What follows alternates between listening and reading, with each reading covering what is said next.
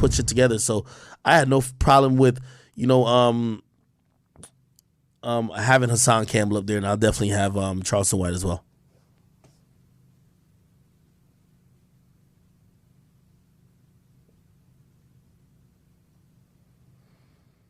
What do I think about an up and coming artist signing for $50,000?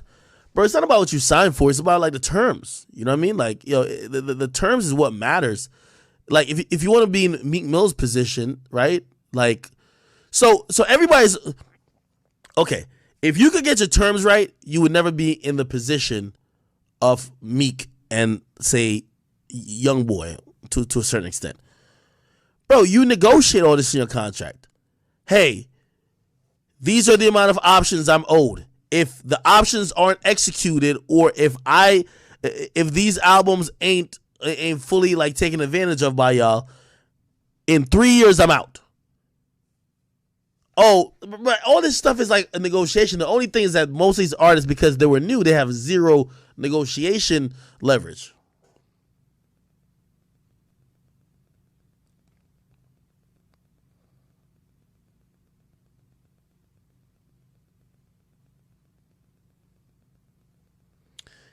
Signing for 50K, like, signing for 50, it shouldn't be about the money.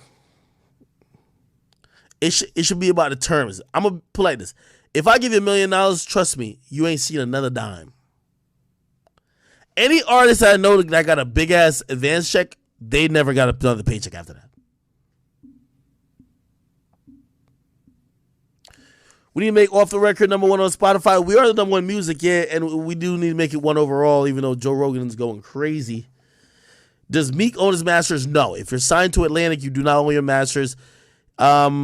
If you ask me, it's a possibility that Rose and Atlantic owns his masters.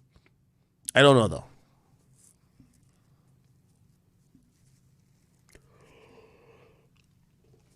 Get Nicki Minaj on Off the Record. Off the Record does well with ladies. I would definitely get some more ladies on. Am I ready for the XXX doc? Yes. I'm hoping I don't see a bunch of foolery on it, but like, shoot, I remember even talking to his mom, and his mom was definitely keen on getting the right shit, so I don't know.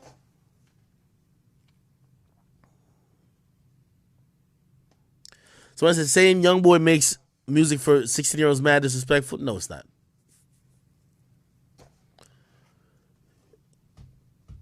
It would be more disrespectful to 34-year-olds if you're like, yo, he makes music for them. That's what radio caters to, man, like 34-year-olds.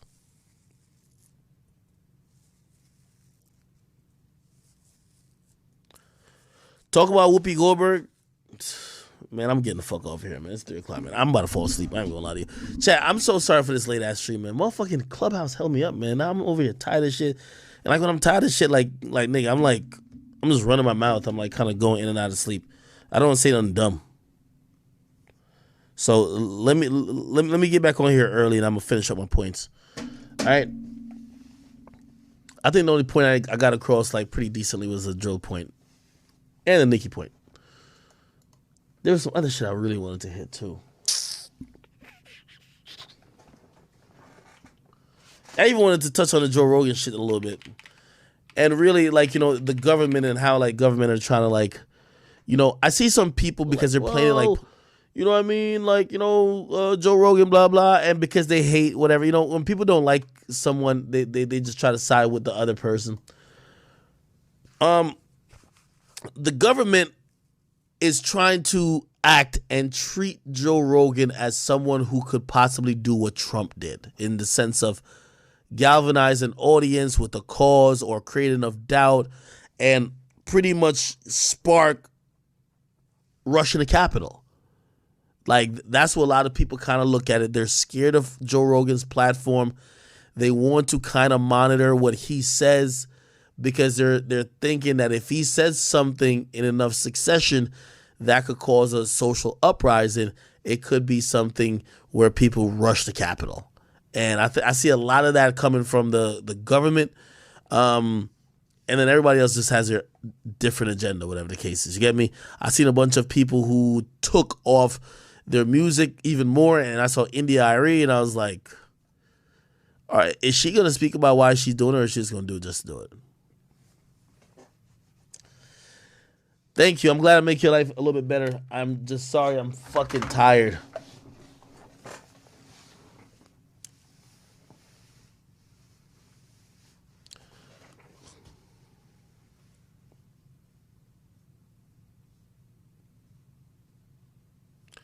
So I said Joe is very harmful with what he does. You know what? I'll speak about audiences in a way. And by the way, like, actually, I'm gonna skip that topic.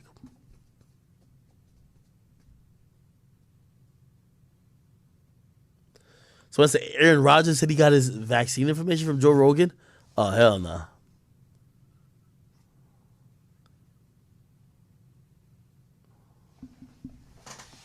Somebody says Joe Rogan fucked up by signing a deal with Spotify on YouTube. He wouldn't be getting this as much. That's lies. Those episodes will be removed by YouTube by force.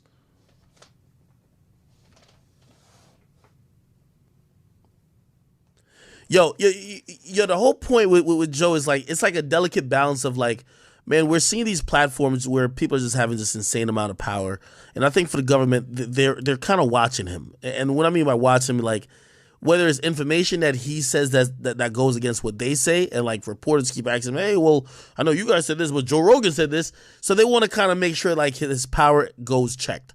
Remember that. Anytime you look at any society where you see someone's power start to grow beyond the scope or seem more credible or seem more powerful than maybe what the government could say, you know, they usually look to kind of silence that or oppress it. Okay? But also, in the other sense, when it comes to this whole vaccine thing, and that's what he talks about a bunch these days, shit, I think it just kind of goes into how people are kind of just scared of shit. And also, I think for him, you know, he has to realize some of the responsibility as well. I'll say that. He got to, you know, because he's like, yo, I'm a man just asking questions. Well, shit, if you got 11 million followers, shit, the question you ask might be the thing that deters someone from doing something that can help him. So, you know, I think Spotify did a great thing. And it's under one of my episodes already. The one with Andrew Schultz, you'll see, go to that one, you'll see a fucking link under there that says, hey, for real COVID information, like, click here. I think that's right. Allow Joe to be him, so Joe Rogan can be him, but also as a platform, protect yourself. It's unfortunate that a bunch of people are leaving, but I think they'll come back. Anyway, chat, I'm the fuck out of here, man. I need to go take a nap. I will try to get back on here early, and I will be on. Oh, there's a podcast coming tomorrow too. All right, catch you guys later. I love you. I'm sorry for the short stream, but I'm tired of shit. It's 3:00.